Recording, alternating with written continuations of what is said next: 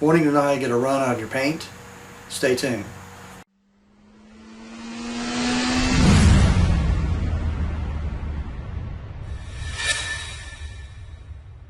In this video you're going to see there's a real bad run in this hood. This hood links back to many other videos I have, so it's a good learning lesson. One, I've got a video about how not to paint a hood with standing up vertical, and in that I discuss how the fact this hood was sitting out in the sun and before I even painted it, and it got so hot that it actually screwed up the clear, and so it's going to make it difficult to show how this run comes out, because you're going to say, well, there's spots. That doesn't normally happen. The only reason why I did is what they call vapor trap. The hood was so hot that when I was shooting the clear on, that the outer layer of the clear dried, creating a barrier, trapping the activation from the activator that was still going on underneath, and it couldn't get rid of the vapor, so it stayed trapped and creates like what they call little bubbles.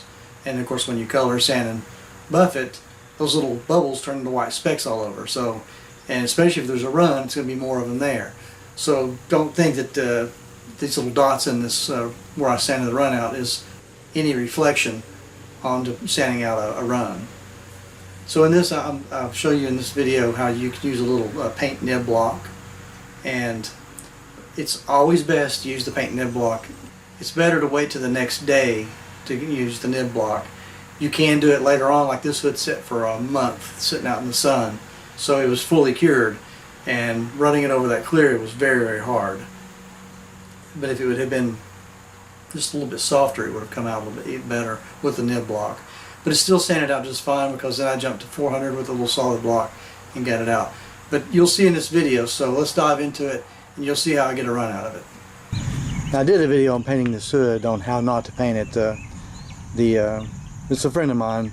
He wanted to paint this hood on the top side and the bottom side at the same time, so he hung it. And a lot of people want to do that. And as I pointed out in the other video, which I'll put the link to the other video down in the description and at the end of this video, why you don't paint a hood standing up. You can do it if you've got a good enough gun, got the right environment, maybe got a paint booth, but this hood was sitting outside and you can see how horrible it looks. I mean, it looks like a refrigerator. I have painted many cars, and this is the first time I've ever had a panel come out looking like this, if the camera's picking it up. What we're going to do today, though, is I'm going to address a run, because I got this run in it, because I was standing on a board that was teetering and I almost fell into the hood, so the gun got too close to put a run. So that is going to give us a video on how to remove runs. So if you're a painter and you've painted and you've got a run like this, then I'm going to show you how to get rid of it. What we're going to use is first we're going to start with a little nib block. And if these are still available, I'll put this down in the description where to get one from. These are really handy. It's like almost like made like a metal file, but it's finer and designed to work on paint. Of course, you can ruin a paint job if you're not careful with this thing, but I'm going to show you how to use one, some sandpaper, until we get the run gone.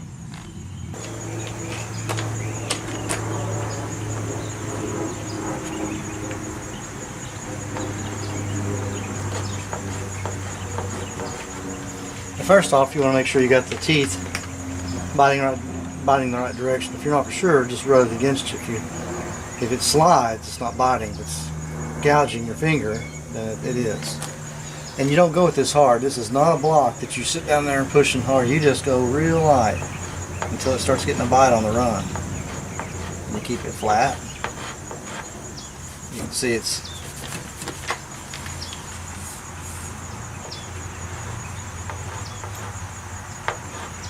better to get these runs out when it's only like a day old. Paint's a little bit softer. This is cured up in the sun for some time now.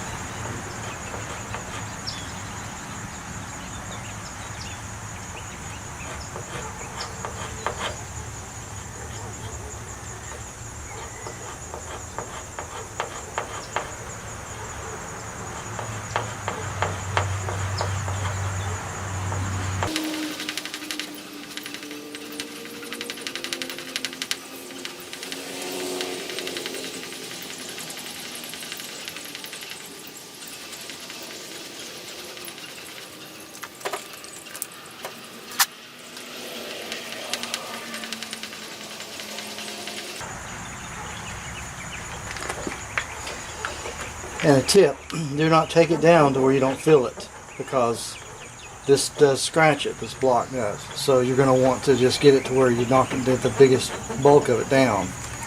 And then move on to the next part of the run. It's sad is even the run, which should be smooth as glass where it ran, is also orange peeling like the rest of the hood, because the hood was so hot when I painted it. And if you find that it's hard to catch the run with the block, which I'm starting to find it's hard to get the run.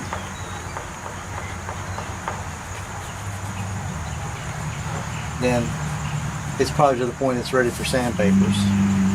Like I said, this is better to use when the paint is about a day old. When you let it sit too long, it gets real hard. It puts more gouges in it than it does anything else. This should have been done right away, but I just now got this back. From this point here, we're going to go with 400 grit. This is a better view of what I've done. Probably couldn't see with my hands in the way.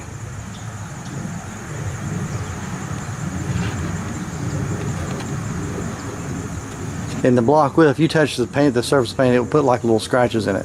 I didn't gouge it, but it did scratch it. So, but when I'm going to go over this with 400 grit, I know that sounds excessive for color sanding, but that's what we're going to do to get this run down. And you still careful. You have to use a squeegee block, something solid, kind of like a block sand.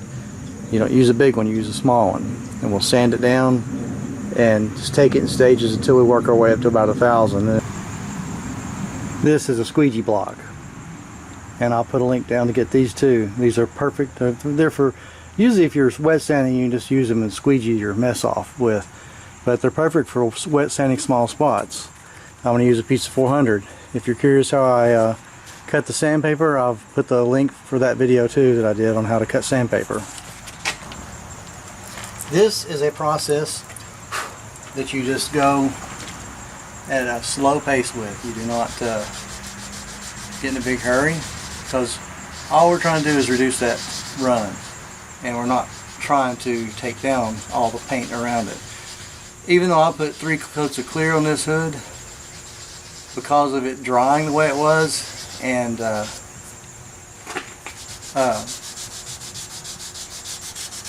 hood was so hot, the skin was so hot, that I doubt very seriously that it's the equivalent of 3 coats, because it was drying. It wasn't building, it was drying as soon as I spray it. But that's also got to do with the fact that the hood was straight up and down. When the hood's straight up and down, when you hold it vertical like that, the paint can't lay down and build coats. So we squeeze it and we see what I'm hitting.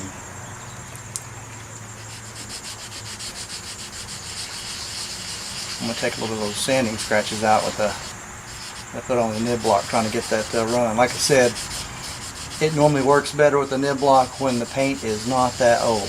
Like a day, if you wait a day. This hood's been painted for probably a month, and it's been sitting out in the sun before it ever got put on the car.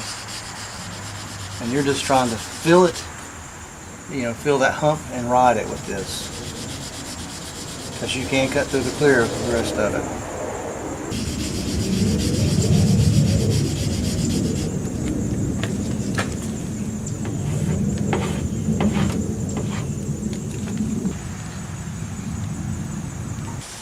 And this is water with liquid detergent in it, like you wash dishes with.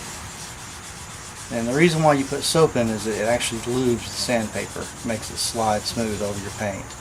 You can do it with just base water, but it will stick. Your sandpaper will dig in and gouge.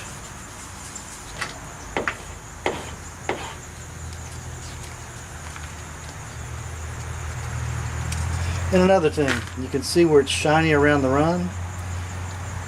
So you might think, well, I can just buff out what I got, but that shininess will actually show back up when the whole paint's glossy, and it will make the run show up big time. And what I try to do, one, I can still feel it with my fingers, so I know it's still there. But what I try to do is when I get it down to where there's not really any kind of a line there between a dip between the run and the regular paint job, or if it's just real faint and I don't feel it much, And I'll jump over to 1,000 grit.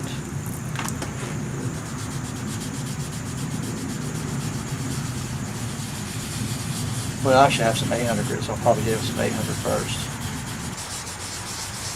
Just keep your block flat because it'll ride on top of what you need to sand down. And another thing you don't realize, a lot of people don't realize about runs is when you get a run, sometimes it makes it actually crater in around it. So when you're trying to sand down that big glob of run, you almost have to go lower than the actual surface of the paint.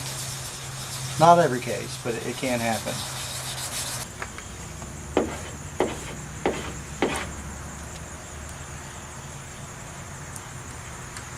Okay, now it's ready for 800.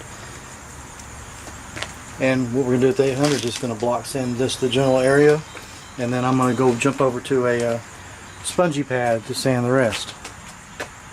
But this is 800 grit wet or dry color sanding paper. It's designed to sand your paint after you've painted it. And go back with the same squeegee block. And this time we're going to just do more of an even rub down this area.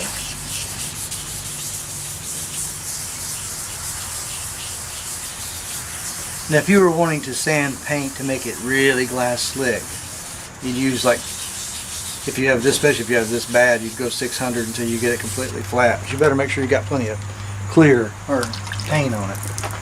But in this case, we're not looking to make it glass slick, we're just looking to get rid of this run.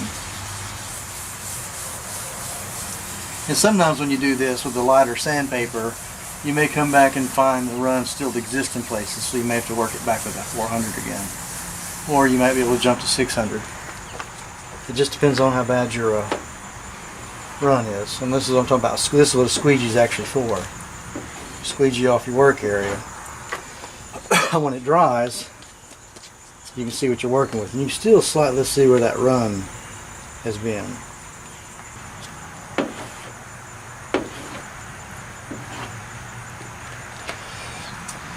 I'm pretty happy with that for what this is.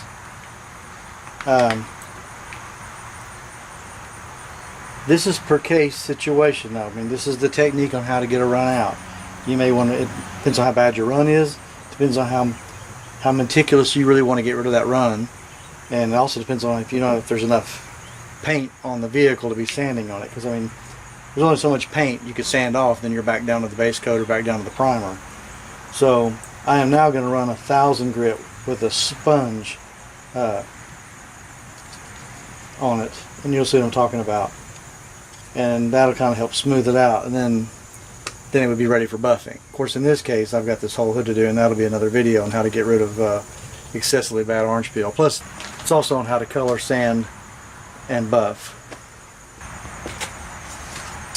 Okay, this is a little sponge block I'm talking about, and I'll put the link for to get one of these down in the description. They actually come in a big sheet, and I cut them down to fit my sandpapers, because when I color sand I don't get a big huge block. The reason being is if you've got a big block and you're trying to cut it all down at once, if you pick up a piece of garbage, even like something that got trapped in the paint when you're painting, you get a hold of something like that, you could just be sitting there putting scars all in it. So it's better to listen and fill with a smaller pad. But this is 1,000 grit color sandpaper. It's much the same as the 800, except for the fact that it's a little bit finer. And with a sponge, what the sponge does is it kind of rides on top of the orange peels and stuff. It doesn't actually try to flatten it out. And it does flatten it as you sand it, but not as aggressive as a hard sponge. So we're going to take this and just kind of smooth over what we did with 1,000. And it's going to be the same steps. You're going to go, I'll probably go 1,500, then 2,000, and then buff it.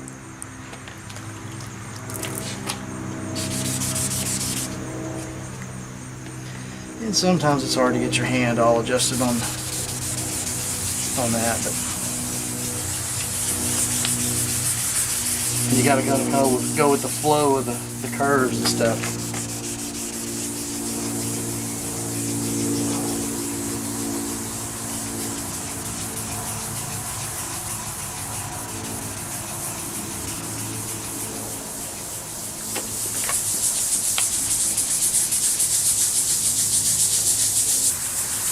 I'm feeling it, trying to pick a piece of dirt out of the paint now. And there's probably plenty in it because we painted this thing outside. So, still use your squeegee.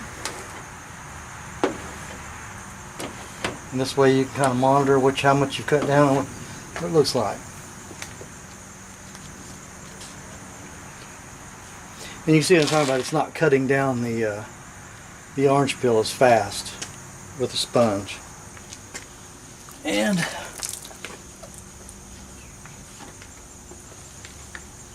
I get it wet and I go around bobbing at angles and to see if that run is still sticking up.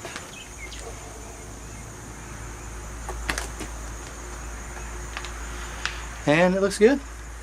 And that's how you get a run out. You can see after buffing where I removed the run, you don't see the run anymore.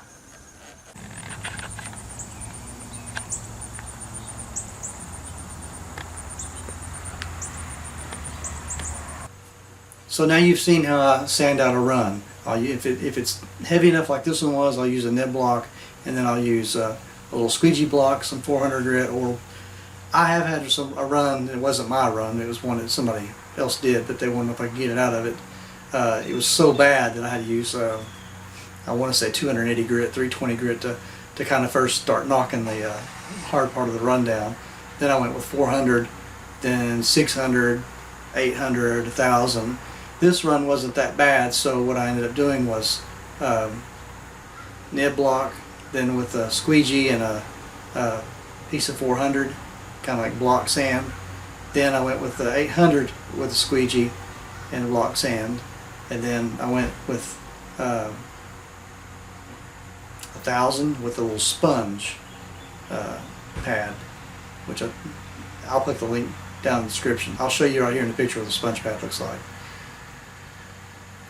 With the sponge pad I used 1,000 grit, and then I went with 1,500 and then 2,000, and then I buffed it out.